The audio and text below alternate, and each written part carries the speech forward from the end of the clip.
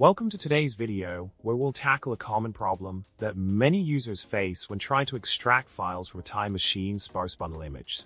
The issue arises when attempting to avoid duplicate files while extracting data from multiple snapshots stored in the Sparsebundle. If you've ever encountered this problem, stay tuned because we'll walk you through a solution that can help minimize redundancy and save valuable disk space. So, let's delve into the solution that can help you extract files from the Time Machine Sparsebundle more efficiently. By following a specific set of steps, you can ensure that only the latest copy of each file is extracted, ultimately reducing duplicate data. The key is to iterate over the snapshot directories in reverse chronological order, starting with the most recent.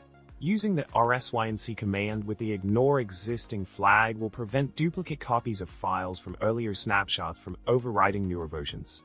Remember, maintaining the file paths is crucial to avoid unnecessary duplication. Consider running the following command to achieve this. cd volumes time machine backups the backup Baxel Christofferson's MacBook lst zars I underscore rsync axe ignore existing underscore Macintosh HD volume disk. To sum it up, by following the steps outlined in the solution, you can efficiently extract files from a Time Machine Sparsebundle while minimizing duplicate data.